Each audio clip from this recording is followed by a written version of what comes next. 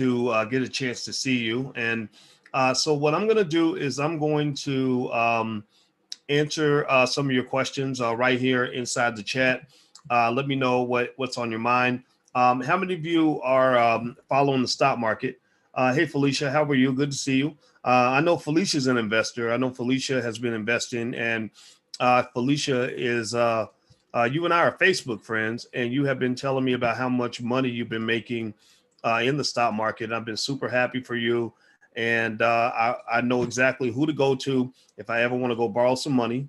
So just know that that your little cousin Boyce is going to give you a call when I need to hold $50 or something like that, because I know how well you're doing. She sends me screenshots. She'll send me a screenshot of how much money she's been making in the stock market, and I'm really super happy for you. And I think it's really great, and I think it's also really smart for you to be an investor. And one of the biggest things I would say to you about being an investor, and this is true for everybody, is that when you're investing, you're not just creating wealth for yourself. You're really creating generational wealth, because you're changing culture. When you change culture, wealth is culture. Culture is wealth. They're deeply connected. Bad culture will kill your wealth. And so for those of you that don't understand what I'm talking about, just think about what happens to people when they don't think about money, don't care about money, don't teach their kids about money, don't talk about money, don't study money, don't learn anything about money. Well, those people usually don't have any money. I mean, how can you expect to ever have any money if you don't study it, talk about it, figure out where it's located, figure out how to go get it, or anything like that? I mean, you're not going to have any of it. That's like, for example, I don't practice dancing. I don't learn the latest TikTok dances. So when my 10-year-old tries to show me how to do a TikTok dance, I end up looking stupid, because I never took the time to learn how to do a TikTok dance. So if you never take the time to learn how to accumulate wealth, or how wealth works, or where wealth is located, then the unfortunate reality is that you won't have any wealth. So anyway, let me open some things up here so I can get some of the questions you guys put in the private student blog. Those of you that want to get access to the private student blog, you should have access to that in the Powernomicsmasterclass.com. That's Powernomicsmasterclass.com. Or you can also do a trial in the Black Stock Market Program, the blackstockmarketprogram.com. That's where students leave questions for me, and I answer those questions first whenever I do my Q&A. So let me go ahead and pull up some of your questions. And then also, those of you who are inside the Zoom can leave a question right there in the chat section, in the Q&A section, and I will answer your questions. So put your questions in there, and I'm going to go in and also look on the private blog and see what questions you guys have sent to me this week. Okay, so this week, in case you want to know what's going on with markets and things like that, the stock market has been, doing really well again. Today was a rough day. I mean, I think it went down 200 points today, and that's mostly because nobody knows exactly what's going to go down with this stimulus deal, when it's going to pass. They're going to pass something because they got a deadline. I think Saturday night at midnight. That's when I think that a lot of government funding shuts down and unemployment benefits end and things like that. And thank God they're not totally stupid. So they are going to pass something. I think the question becomes, is it going to be enough for the economy? The answer is no. It's not enough. It's not enough to sustain the economy right now. Right now, the government, your whole country is like a family that's living off the family credit card. If you're living off the family credit card, you can do that for maybe a few months, a month, 2, 3, 4 months. Maybe you get a home equity loan. Maybe that gets you by for 6, 7, 8 months. But when you get, several months into the process, you get to the point where you're ballooning your debt, and you're really creating a tremendous amount of economic damage that cannot be repaired. So your country, has damaged itself economically. And I'm, and I will just say this. If you were to do a straight division of the number of people that died from the virus versus the number of people that were infected versus the number of people in the country, you're talking about something that maybe has about 99.8%, 99.9% of us are going to survive this virus. So my question would be, what do you think would happen if we have this much damage from a virus that kills 1 in every 1,000 people? What if we had a virus to kill 1 in every 100 people, or 1 in every 50 people? Like, I mean, the whole country will fall apart. Like, if we had, if instead of 99.9% of us surviving, if only say 98% of us survive, that's 2%, right? 2% gone. That's 6 million people gone. I don't think we survive. I think that our country needs to have a process to say, how do we keep ourselves safe? How do we keep ourselves healthy without having to shut down the whole universe? And the other thing too is, you know, some of the uncomfortable economic truths, you know, is that, you know, when you're talking about, you know, dealing with a public health issue, you have to kind of talk about keeping people healthy. You know, I don't know about you guys, but have you seen much of an effort just to deal with the fact that that part of the reason so many people died is because we have a very unhealthy population? Like, has anybody kind of gone into that and said, you know, maybe we should consider regulations on how much fast food we're consuming. Maybe we should consider regulations on, you know, how, excuse me, drugs and alcohol. Maybe there should be either regulations or public health campaigns. You know, like if you have wars on everything else, I don't know, Democrat versus Republican or whatever, why not have a war on obesity? You know, maybe as a country, we can actually try to encourage people to be healthy because, again, I told you, wealth is culture. Wealth is culture. And so health is also culture. And so I'll give you a real life example. This is a real life here talking. I remember, you know, I don't know if you guys remember, I got a lot of pushback because I said something about the whole Lizzo thing and the Lizzo culture of believing that obesity is good. And people thought that I was actually condemning Lizzo, and I wasn't. I was actually condemning the idea of marketing obesity as a good thing. I don't think it's a good thing. I don't think it's body positivity. And Lizzo knows this, right? Even Lizzo knows this because a few months later, Lizzo comes out and says, I don't want to be obese. I want to lose weight. I want to be healthy. And I'll be damned if they didn't get mad at her for saying she wants to be healthy. That is toxic culture. That's sick. That's sick when, you know, so if you want to know, you know, in terms of what's going to make America better, or if you really want to talk about a for real, you know, MAGA conversation, make America great again, if there isn't again, right? Or maybe make America healthy again or something. I don't know. Then you have to talk about what we're eating, how little we're exercising, the fact that we have more children with diabetes than ever, right? You know, all these factors play a part in how these viruses play out. And as you can see, the devastation is very, very real. This is what happens when a tiny drop of your population goes down. Like, I mean, 99.9% of you are going to survive. What if only 98% of you survive? What if 95% of you survive? I mean, people would lose their mind. They would freak out. They wouldn't know what to do. So I personally think that we need to, personally, within our own community, those of us that have common sense, I talk to people that have common sense. I don't talk to people that are stupid. You're not stupid because you're here. I think that within the group of people that are trying to be intelligent, that have common sense, I encourage you to develop policies that are personalized to your family that will allow you to survive the nonsense that's causing everybody to have so much stress. So that's my 2 cents. That's my quick address on that issue. Now, let's dig back in. Let me see. I got your questions in front of me. Any recommendations on solid sales companies to find qualified clients for my business? Oh, El Haj. Okay, I already answered your question, El Haj. So I'm gonna go down and look further down. Here we go. Dr. Boyce, please explain what is drop shipping and white labeling. What platform do you recommend to learn about these things? You know, Lene Javet's actually put together a class on drop shipping and white labeling, or not drop shipping, but the white labeling part in the Black Business School. And white labeling is basically kind of what SuperScent did. SuperScent is this lady who makes like millions of dollars every year selling makeup. And from what I understand, she doesn't make the makeup. She doesn't manufacture the makeup. She white labels it. She takes a product somebody else has created and kind of puts a nice brand on it and gets the consumer to convert and gets them to buy. And that's how she's able to, you know, do crazy things like make, you know, $1 million in 30 minutes, you know, things like that. So, I would suggest taking a visit to theblackbusinessschool.com, and Lene Javet's white labeling class should be in there. You can speak to a representative, you know, there, and and also they can talk to you about anything else you want to do in terms of wealth, and they can kind of get you started. So white labeling is a great way to build a great business without actually having to create anything. Let's see. Beverly says, hello, I hope you're having a great day. Big question. I'm invested in the total stock market. I got all my investment knowledge from reading. I should have I should have only been in the stock market for 5 years. I want to make my portfolio stronger. Should I try real estate or a more aggressive approach to passive investment? Is great, but that's not my end goal. I'm doing more. Okay. Should I get an advisor? I think financial advisors are good.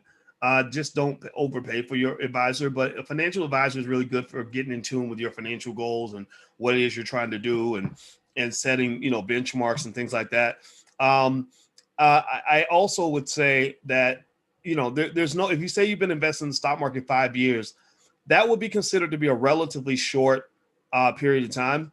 There are lots of families who invest, in the stock market for centuries, for generations.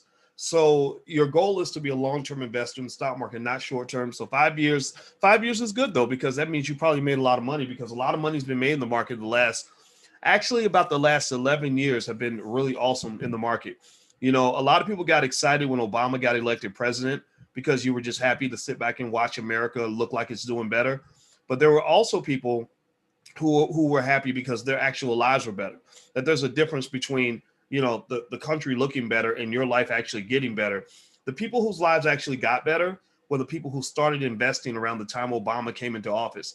If you started in the stock market, and I was still around on the internet running my mouth, about this kind of thing. If you started investing back about 08, 09, when Obama got elected, you would be filthy rich right now. Like, if you literally took the amount of money that a person spends on fast food and like added up all the money you've wasted on, maybe on food or going out to eat or the same thing, or shoes or vacations or whatever, and were to match that amount and have put that same amount in the stock market on a consistent basis, chances are you would have run across companies like Amazon. You could have bought Amazon. I don't know. Let's see. What was Amazon's stock price back then? Let me see. Amazon stock back then, way back then, about 2009 was about $118, right? So, and let me see if I can share my screen here with you guys so you can see what I'm looking at here. So Amazon stock, as you can see on the screen right here, about 2009 was about $118, $121 in 2010. There we go. So about right here. Let's go about right here. July 31st, 2009 was $85. Now Amazon stock is $3,182. So if a person had done like a dollar cost averaging strategy and had consistently put money into Amazon, say every 2 weeks on autopilot, no investment knowledge necessary, no expertise necessary, no analysis necessary, no financial advisor necessary, just autopilot investing in something like the $5 a day investing program, which we have in the Black Business School for you guys. That person would be extremely, extremely rich. Like, that person would probably have hundreds of thousands of dollars in their portfolio right now. So wealth is being created all around you. I encourage you to look into that. And also, you asked about real estate. The Black Real Estate Weekend starts tomorrow. So if you have an interest in real estate, you can go to blackrealestateweekend.com and take a look and join us. We're going to be doing real estate on Saturday and on Sunday. So it's blackrealestateweekend.com. We put the word black in almost everything because we like being black. Black is a good thing for us. Let's see. Emil says, Dr. Boyce, you and Dr. Anderson mentioned tax break rules. Do you have a resource for learning the different tax breaks for at-home business and LLC? Well, when you start a business, obviously your accountant can help you do that, tax professionals, things like that. I'm not a tax professional, but there are books out there, articles you can read, things like that. We don't have a class on taxes, though, in the Black Business School, but there's resources out there. As far as business goes, the main big break I've noticed is, generally speaking, that, and this is why I recommend every Black family should have a family business, is that when you have a family business, you get to write off a big chunk of your life. You get to, that's why rich people do so much better than everybody else. They do better than everyone else because they make more money than everyone else and they spend less money than everyone else. So like whenever you see a rich person with a private jet or a yacht or a mansion or an office building or a helicopter, a lot of times they're writing these things off. And if you have a family like the Trump family, where everybody has, probably, I bet all of Trump's kids probably have 20 LLCs a piece, so they're not, he's not, Trump's son is not a businessman. He's a businessman, right? Basically that means that every time he talks to his dad, and does anything, he goes to play golf with his dad, he can write off some of that because they're doing business, and so that's where I say wealth is culture, culture is wealth. Because if your culture is one that says, I love you, we're gonna get money together because we love each other, then you are constantly in a space where revenue and opportunities are being created. The same way you are right now, for example, you have a culture that says, if I love you, I'm going to go to church with you, right? So that's why church culture does really well. And what happens? Churches make billions of dollars as a result because our church culture is very strong. Family culture is pretty strong, right? When every Sunday we get together at Big Mama's house, and because Big Mama loves you, she cooks for you, right? Or Aunt Lucy, or whatever, right? So I would say that in addition to saying because I love you, I'll go to church with you. Because I love you, I'll go to the club with you. Because I love you, I'll eat Sunday dinner with you. You can also say, because I love you, I'll do business with you. Because I love you, we'll talk about economics. And then what that lets you do is that it creates natural environments where great ideas flourish, economic opportunities emerge, and you also get to grow economically with the people that you care about. And you get to, as a result, live a more quality life because you're not sort of delaying and denying the most important part of your life by ignoring the economics. And then because you're economically desperate, you have to go work for a capitalist or a racist in order to take care of that part of yourself you might have neglected, right? So that requires a shift in thinking, and I encourage you to consider that. Let's see here. Rain, Dr. Boyce, have you researched the Singer Akon's crypto called Acoin? No, I have not. I know nothing about Acoins or Akon's Acoin. Apparently he's building a city in Senegal. Yeah, I've heard stuff about Akon, and I don't hate it at all. If all these things are true, then I think that's great. Maybe there'll be an opportunity. Maybe somebody, if one of you knows Akon or something, and you want to have him reach out to me, I'll be happy to pay a visit and take a look at what he's got going on, and that way I can kind of tell you what I think. I don't know. I just know that a lot of people talk about things they're going to do, but I don't always see what's actually getting done. Like for example, Diddy. I like Diddy a lot, but I hear Diddy announcing things a lot, but I don't really see things actually happening a lot of times. It doesn't mean that they're not happening. It just means I don't see them. So I like to see them. I like to see things. That's like a big deal for me. I like evidence. Let's see here. I bought Bitcoin. Yeah, Bitcoin's doing really well. I'm a big fan of Bitcoin. I'm a big fan of XRP. I'm a big fan of a lot of crypto. If you want to know what crypto I own, feel free to join the blackstockmarketprogram.com.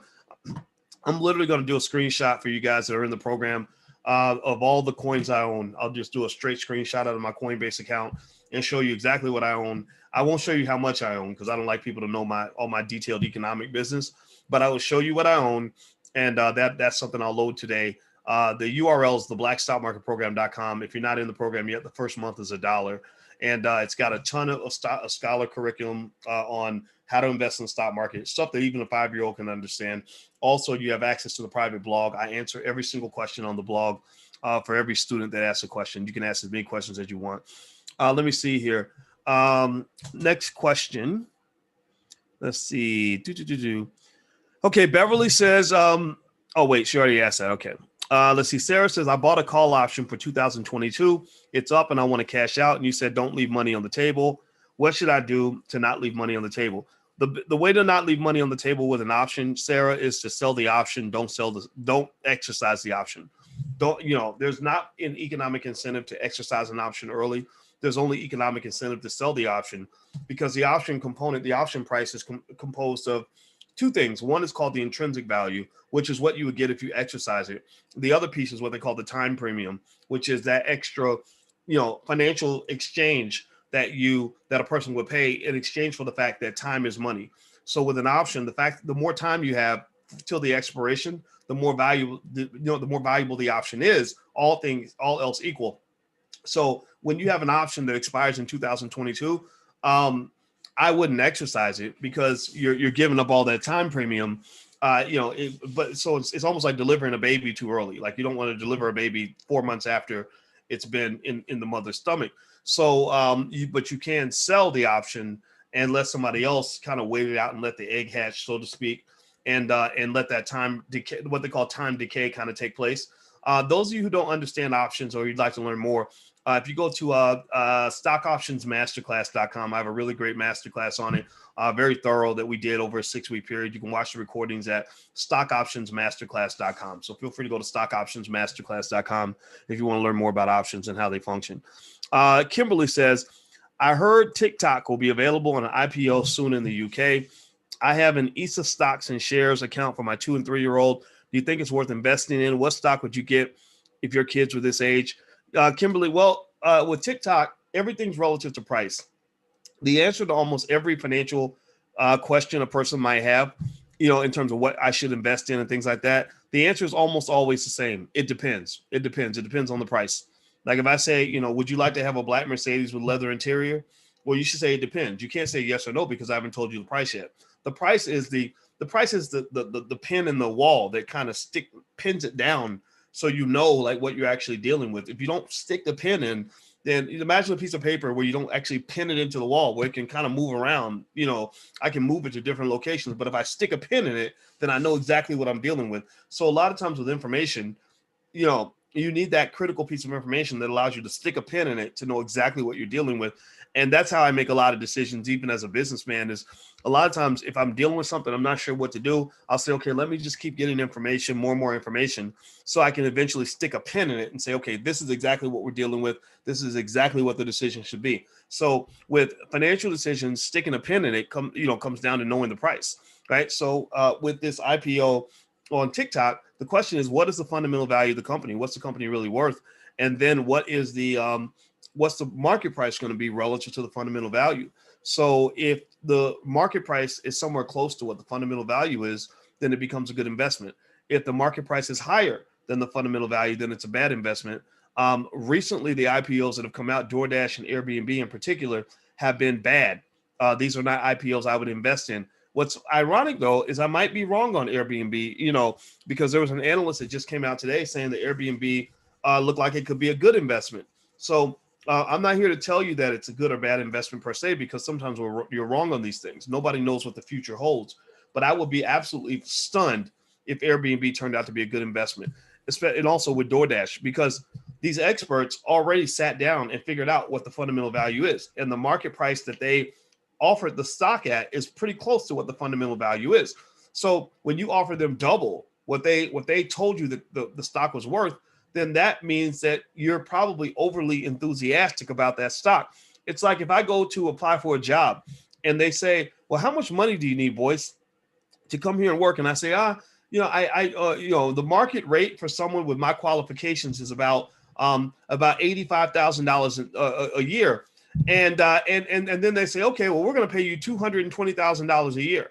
Well, that either means that they really truly see something that I did not see in myself, or they're stupid, like they're stupid, or they're overbidding, right, for my services. So you got to be real careful with these IPOs. A lot of IPOs don't make money long term. Like, after a while, they do not make money. Now, by the way, those of you who are in the chat or in the Zoom, inside the Zoom, put your question in the Q&A section, and I will be able to answer it right there. I will answer the questions of everybody in the Zoom first, and then those of you who are listening outside the Zoom, if I get a chance, I'll jump out to those. If you want to be inside the Zoom, join the Black Stock Market Program, theblackstockmarketprogram.com, THE.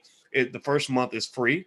I said it's $1. Actually, it's not even $1. It's free. And there's a 30-day 100% money back guarantee. It's a great way to learn about stock market investing. And when you get done with all the curriculum, you can get a certificate if you want one, and you want to say you got this credential from the Black Business School. So feel free to go to the blackstockmarketprogram.com. All right, so let's see here. Okay, next question I see here is Danette says, hello. In chapter 2 of Powernomics, Dr. Anderson talks about ethno-aggregation and vertical integration. Would you explain? It's unclear how it works. Yes. Great question, Danette, from Powernomics. Okay, so in the Powernomics Masterclass, in the conversation, the work that we did yesterday, Dr. Anderson and I, the analysis that was done, we talked for 2.5 hours. We had a 2.5 hour breakdown of Powernomics. And you can see the recording of that at powernomicsmasterclass.com. Carmelita, can you confirm that that's been loaded? If it hasn't been loaded, if you could let me know when it's loaded, and maybe email the students. But if you go to powernomicsmasterclass.com, you can see that recording and all the other recordings of everything Dr. Anderson and I have done. We've created probably, I'm going to guess, maybe by now, almost 20, 30 hours of content. in the Powernomics Masterclass. So, and so those of you who signed up at powernomicsmasterclass.com, you have that content forever. Like that's yours. And also you get the certificate when you're done going through all the videos. It releases your certificate where you are then allowed to download it and put that on your wall. Be proud of that, because the Powernomics certification is better than almost any certification you can get at any white university anywhere. There is no white university that can give you a certification on Powernomics. Powernomics is the solution for Black people. White universities do not know how to solve the Black wealth problem because they've never done it. They've never tried. They don't care. They don't have so maybe they're smart enough to do it if they were to put their energy into it, but they don't have the ability to put their energy into it because they don't care about Black people. I just truly believe people that are not Black don't care about Black people. And I believe vehemently that economic solutions for Black people must come from Black people. They are not going to do it for you. Not a president, not a Congress, not the Senate, not Black Lives Matter, not your liberal allies. No other community is going to do that. You must do this yourself. Your HBCUs won't even do it. Remember, your HBCUs, Howard University, process this. I love HBCUs, but you got to really ask yourself this question. Dr. Claude Anderson is the most influential economic thinker in the Black community in this generation. He is the equivalent of a Marcus Garvey, Booker T. Washington kind of person. Like he's living history. He's almost like an economic god in terms of how much respect he gets. When Charlemagne the God saw Powernomics, he fell in love with it. When Ice Cube saw it, he fell in love with it. That's what he took to the Biden administration. He took Powernomics principles to Biden. Biden rejected them because there's not an interest there in really doing what's necessary to build true economic strength in the Black community.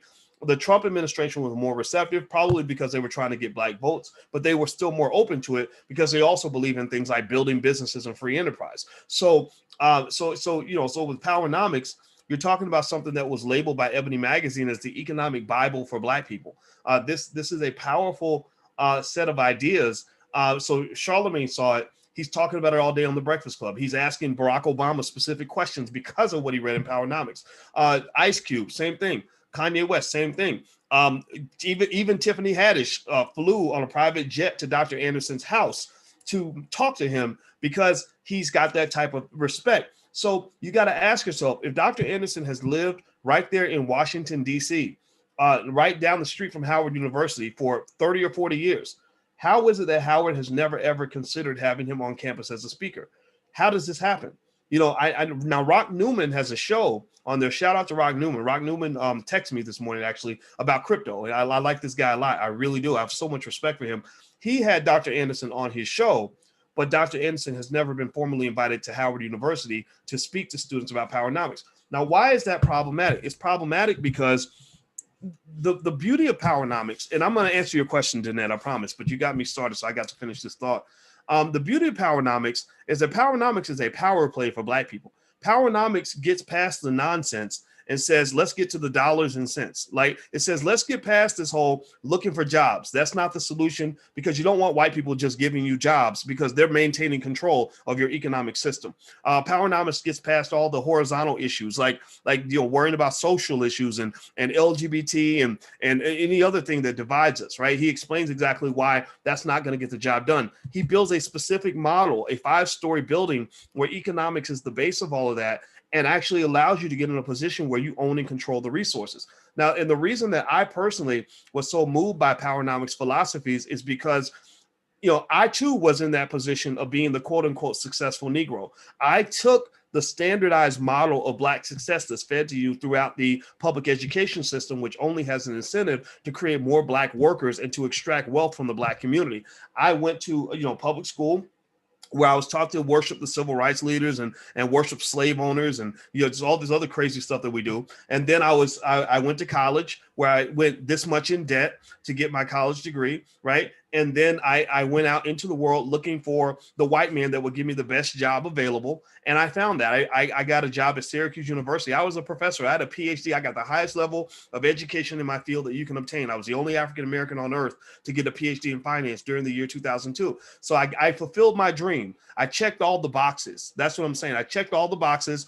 I had my PhD. I get to Syracuse. I'm making a first job, making over $10,000 a month. So you would think that I made it. I'm doing great. And I got there and I said, wait a minute. I have done everything in my power to become empowered, but I still don't feel like I have any power.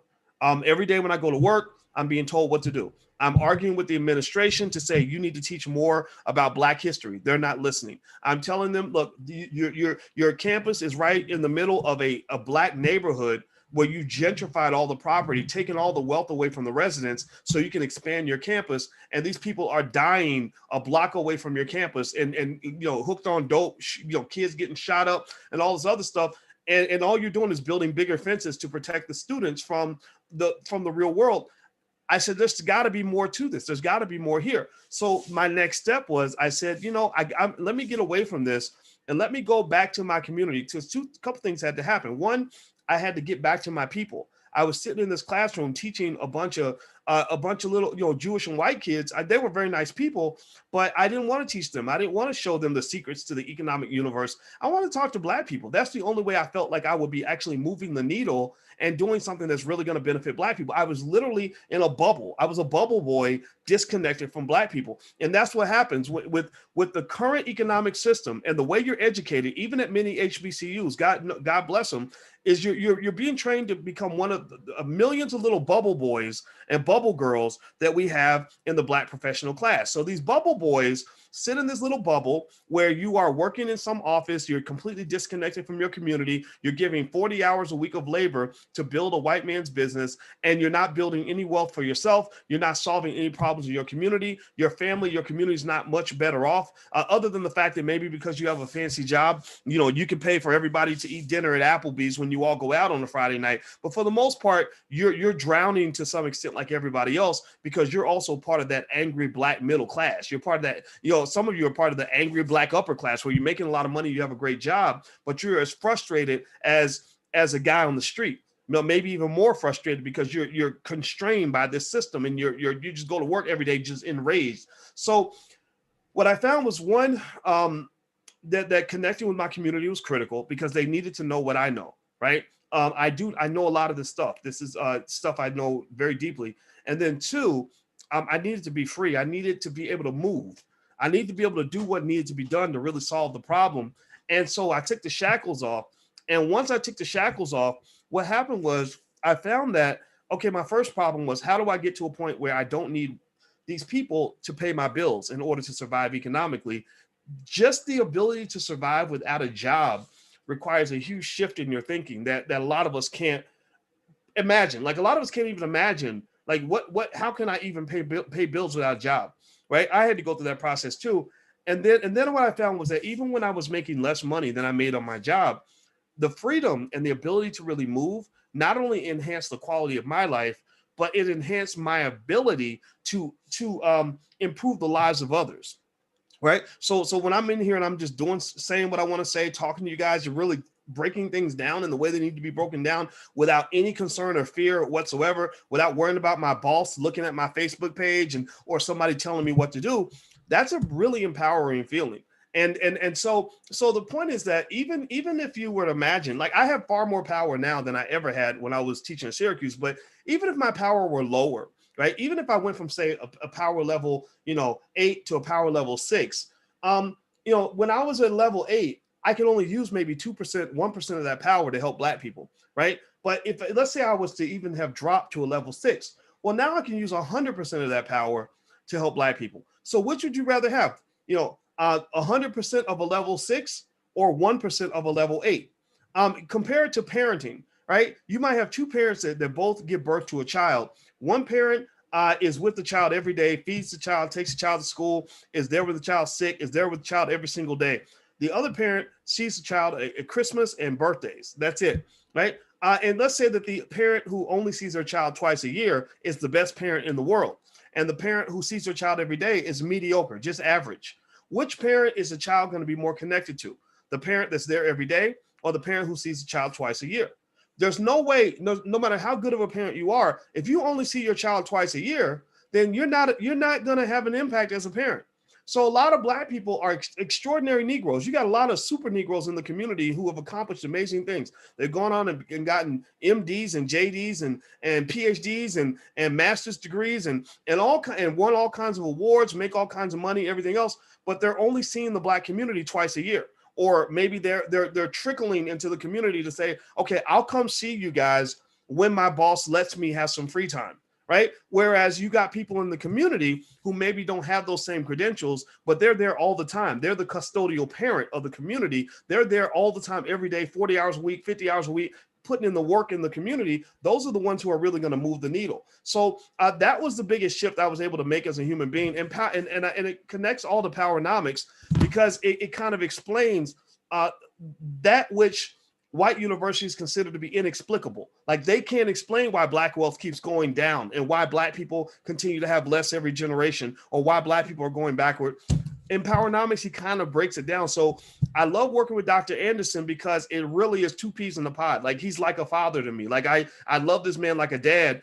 And it's like, it's perfect, because I totally get Powernomics. And my experience, my understanding of economics in a different kind of space allows me to supplement what he's saying to confirm to you, one, that these models are great, and then two, these models are not only exceptional, but they can be implemented not just on a macro level, but even on a micro level. So Powernomics is written as a master large-scale power plan for the entire Black community, for millions of people. But really, you can apply Powernomics right there in your own family. You can apply Powernomics in your own life, but you must start off with the correct assessment of the situation and the problem. So I go back to the HBCUs and say that one of the big problems that you have with your HBCUs is, why is it that this man's ideas are the most influential ideas in all of the Black community on economics in this generation, and the most innovative for sure? He's not just talking about 401ks and IRAs. He's really talking about something that's extremely impactful and radical. So his ideas are not. So you're right there in the same city with him, and you've never had him in as a speaker. And then at the same time, your students are leaving. They're all going to work for white people. The majority of them, they're going way deep in debt, to the point where Robert Smith had to come into Morehouse and pay off everybody's debt, so these guys could at least be free to go on and try to do something impactful. You really need Powernomics incorporated into any form of Black education when it comes to economics, because I can just tell you, I have not seen too many examples, if any, where large scale accomplishment, large scale achievement, or large scale progress in the Black community can be accomplished with a bunch of Negroes with jobs. It just doesn't work that way. What you're doing is you're accomplishing big wins for white supremacy, because you're putting yourself up under the umbrella of the pre-existing structure. And so in a way, you're in this weird paradox where you're almost fighting yourself. When you fight white supremacy, you're fighting yourself. Like, you're literally feeding into the very same thing that you're fighting every day, because most of you were trained from birth to go give out about 100,000 hours of labor to the very system that you claim to be fighting against. You can't, it's like, they say sugar feeds cancer. Like, I had a cancer specialist come on, and she was talking about how sugar in your body feeds the cancer. And a lot of times we don't know that. So we keep eating the sugar and we claim to be fighting the cancer. And then the cancer gets worse and we don't know why. Well, maybe it takes time to kind of, think outside the box on that. So let me just answer that question specifically, Danette. Thank you for indulging me and letting me kind of dig into that point, because I think that's an important point to understand. But as far as ethno-aggregation, what Dr. Anderson's referring to, and this is in chapter 2 of Powernomics, is ethno-aggregation basically says that you should start businesses in the areas where you dominate in population and where you dominate in culture. So, if you're, basically he's saying, look, get together, come together physically, come together in terms of technology, things like that. I think that's happening, actually. You have a huge Buy Black movement occurring in the Black community right now. You have millions of Black people that are associated with platforms like We Buy Black and the Black Business School or whatever, that are going and buying Black right now. So that ethno-aggregation is already taking place due to technology. So you don't have to be completely pessimistic just because there hasn't been some multi-billion-dollar Black business district that's been built. That's going to happen. That's going to come. It's coming, right? Give it 5 to 10 years. You're going to start seeing physical manifestations of what already exists in the digital space. And COVID actually was a net win for the Black community, because COVID pushed everything digitally. It made the world a lot more digital than it was before. So that actually allowed you to aggregate in an even more efficient way. So I personally think that you're going to see that which is digital become physical. Like I know for the Black Business School, at some point in the very near future, we want physical locations. We want actually economic training centers, like training camps that I want like around the country to prepare economic soldiers for the next generation. I got that idea partly when I went to France and I saw they had this big, gigantic military school that took up an entire block. And they said that this school has literally been training French soldiers for like 600 years.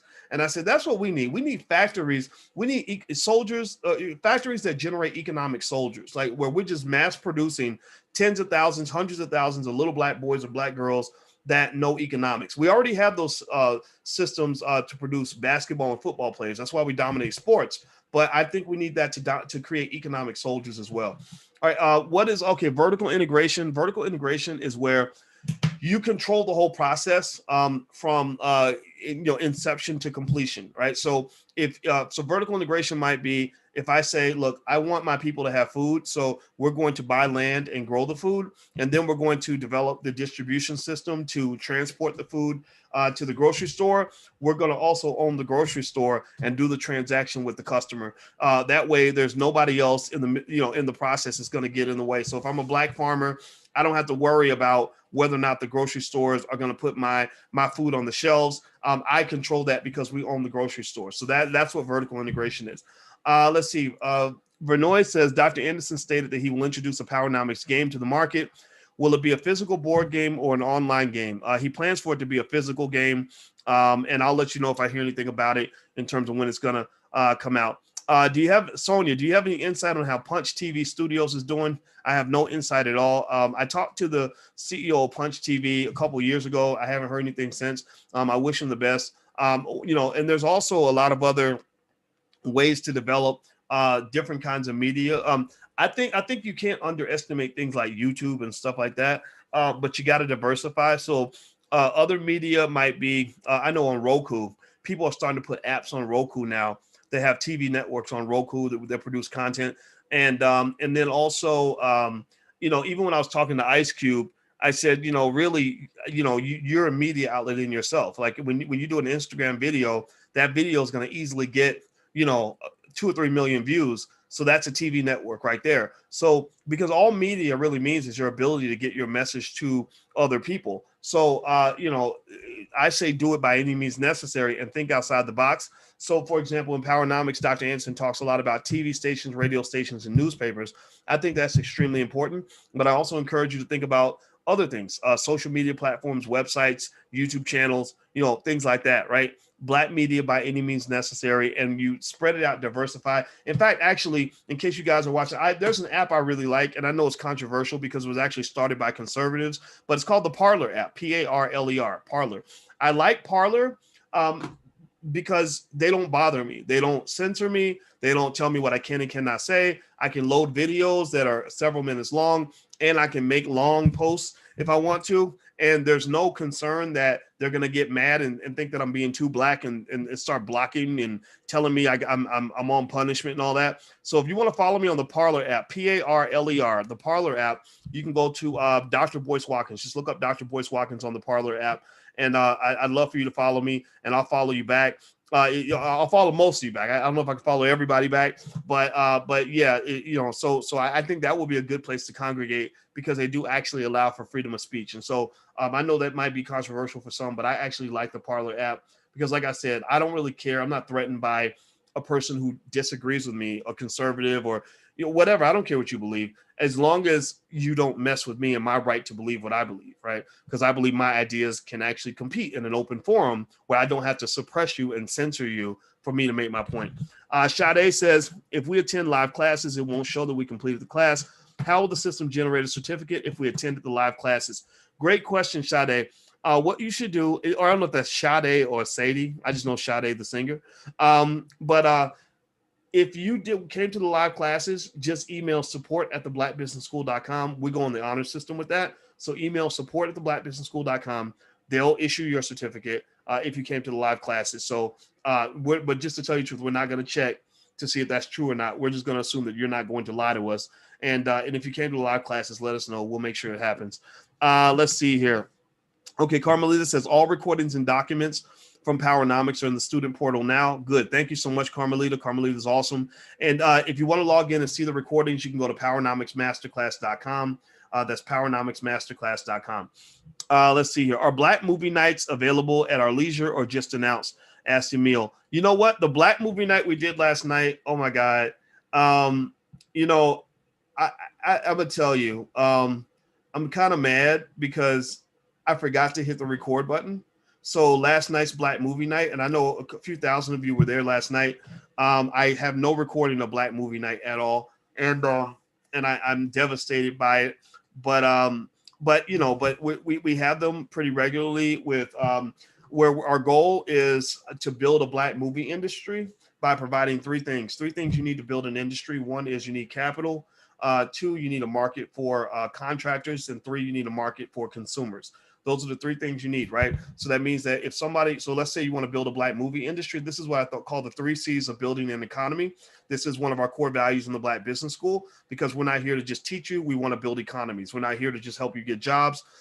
That's fine if that's what you want to do. We want to show you how to build economies, because if you can build economies, then you get the power of an economic God, right? When you go to church and you're praying to white Jesus, Black Jesus, or baby Jesus about, you know, whether or not you can get opportunities, you know, what are you praying for? You're praying really that the economic gods come down and deliver something to you, that you get a raise, a promotion, the job, or you get, or whatever, right? Well, the thing is that opportunities don't just come out of nowhere. Opportunities are created.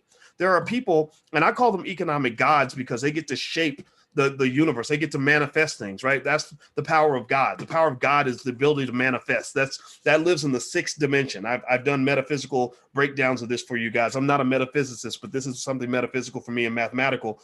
If you go to the 6th dimension, that's when you have the ability to manifest. So economic gods are the people that can create whatever reality they want. They can create their own job. They can create their own income level. They can create opportunities for others. And so basically, we are in the business of helping you to find your inner economic God. I know that sounds weird and gushy to some people, but the point of the matter is to say that that's extremely important, I think, for you to understand, because the problem that you've had is that many of your so-called opportunities are really manifestations of people that you consider to be your economic gods, right? So give you a real life example.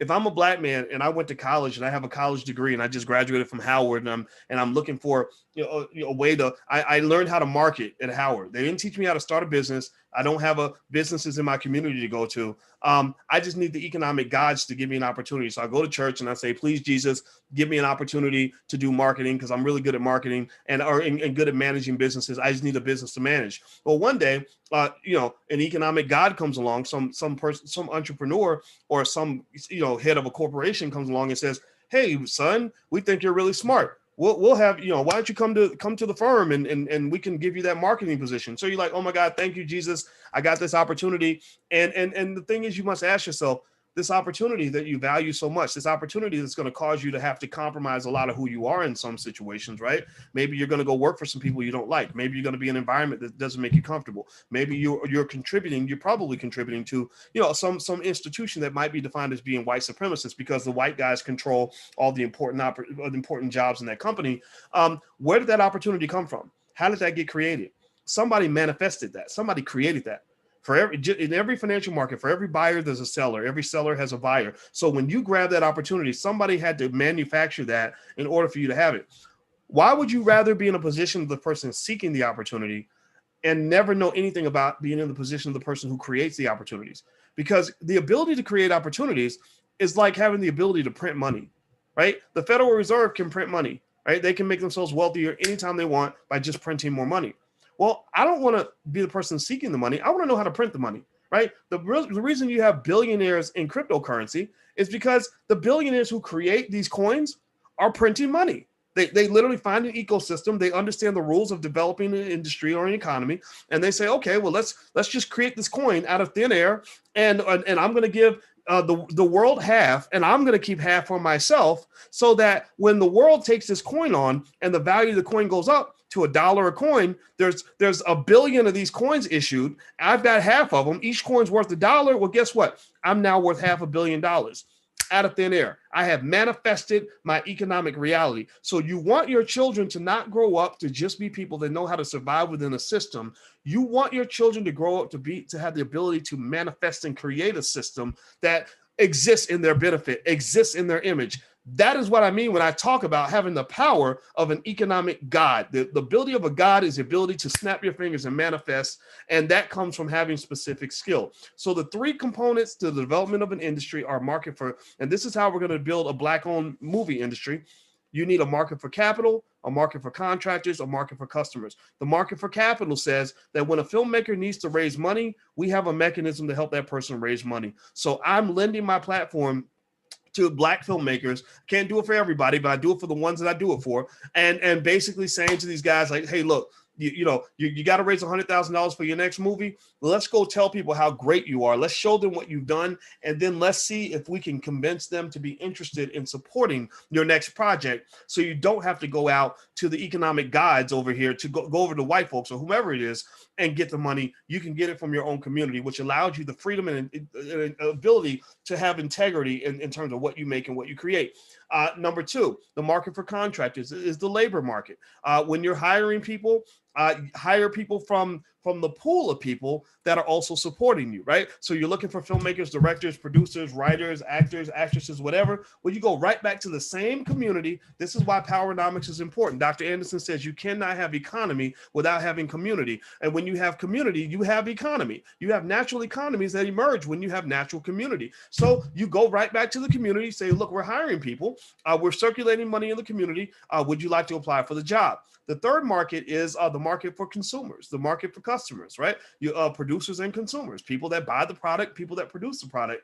That again comes from the community. Sometimes people are both producers and consumers in the same community. That's how an economy flourishes, because the strength of an economy is pretty much driven by the number of transactions that occur in that economy. How much trade occurs. And economic theory says that the more trade that occurs in an economy, the stronger the economy gets. That's why London became one of the richest cities on earth, because London had a big population that emerged hundreds of years ago, because they had a river that went right through London, and everyone would gather at the edge of the Thames River, and they would just trade back and forth with each other.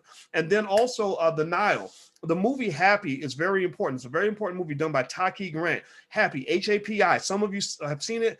All of you should see it, because actually in the movie Happy, H-A-P-I by Taki Grant, he actually shows how a lot of modern economic systems originated back in ancient Africa. And one of the great sources of tremendous wealth was the Nile, the Nile River. Right. So anyway, and by the way, speaking of that, that's the next Black Movie Night. So if you go to blackmovienight.net, you can actually get a pass. Taki's doing a screening on the 26th. And so if you want to watch it, feel free. It's a great movie. It's very well done. It took him 5 years to do it. So that's how we're going to build a Black movie industry. And we're not just going to do it. We're doing it right now. Like we've made movies. Other people made movies. These movies have been seen by millions of people. We've jumped the bar. We've jumped the bar. Now it's just a matter of jumping the bar even higher than it is before, right? Or higher than it was, previously. But you've got to pass the right messages and information to the children, because they're the ones who are going to take this thing to the next level. I was talking to my 11-year-old today, and we were talking about, my 10-year-old. She's not 11 yet. I keep making her 11 in my head. But my 10-year-old, and we were just sitting there watching. I was going through the Roku app. And she saw Disney was on the Roku app, and we just started talking about media and movies and distribution. And I was explaining to her, I said, yeah, you're a content creator because you make all those TikTok videos.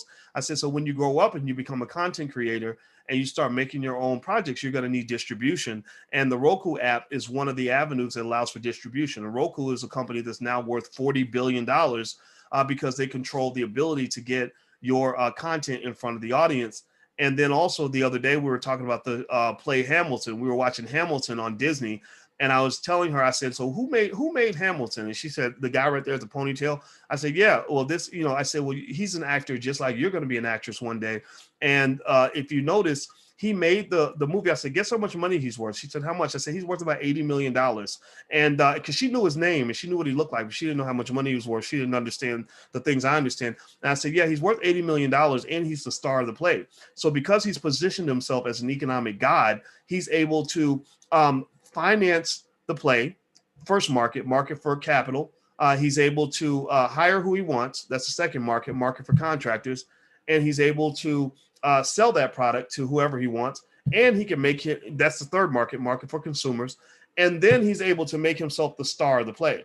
So he's not a guy that got in that play because he did an audition. He doesn't have to audition for anything because that whole concept of Hamilton was his manifestation. In that particular space, he is the God. The God decides who lives and who dies. It's like you're writing a story. You get to decide which characters say what their path is going to be, who's going to survive, who's going to be killed before the next season. You get to do all these things. So, but you have to understand the system to do that, and you have to operate on a higher frequency in order to understand these things. You must rise, everyone else, if they're living in a two-dimensional space, an economic god lives in a third, fourth, and fifth, and sixth dimensional space. You have to be able to see the forest. If you're caught in the trees, you're going to miss it all. That's why Dr. Anderson talks about horizontal issues that in Powernomics that he describes as distractions. Horizontal issues like LGBT or feminism or immigration rights or even voting rights or even whatever, right? All these things that, or police brutality, COVID, all these other things, he describes them as tangential issues or horizontal issues, not because they're not important,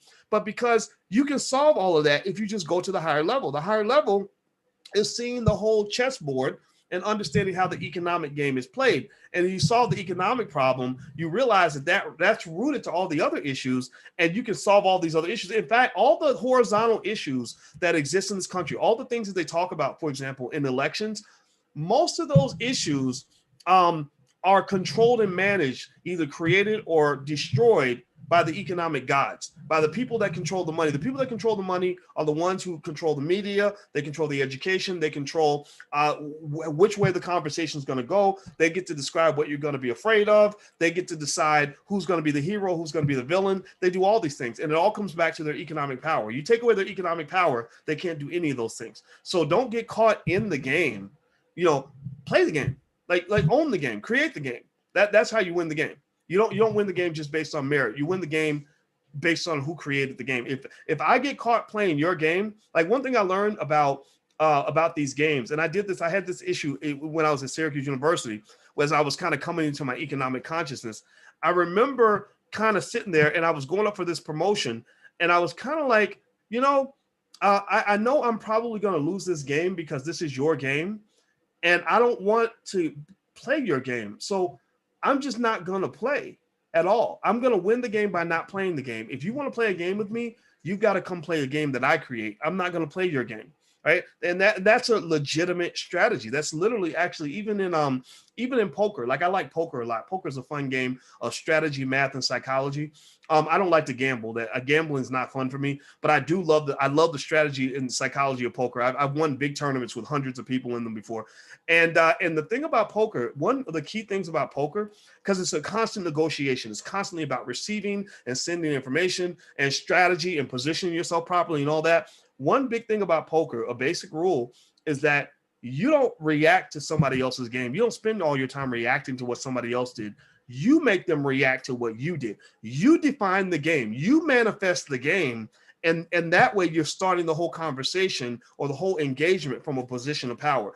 If you can't engage from a position of power, then you do not engage at all. You drop your chips, you walk away, and you say, I'm not playing with you right now. Right. So that literally is something that if you talk about Black people and pay attention, think about how reactive Black people are, how we love to react to things. We react, we're constantly a pawn in someone else's game. Someone says, oh, look over here. We're like, oh, okay, talk about that. Okay, we're like, okay, right. Okay. Be careful. Right. Or can you believe what they did to you? Oh, my God, I'm so mad. Right. Always reacting. And I can just tell you that from a fundamental standpoint, if you're always reacting, then you're probably always going to be losing because that game you're playing, somebody manifested that game. And typically the person who manifests that game is your oppressor. So if you wonder why you can't beat your oppressor, it's because you really can't. You don't have the ability. Some of us don't even have the sight to get themselves out of the game and to play a different game. So I said a lot, and who knows, maybe that's why. Honestly, like, this platform is not one that's built to be broad, because I don't think most people are going to get what I'm saying. They're going to say, "Oh, he was talking such a long time, and that was that. Why don't he just get to the point?"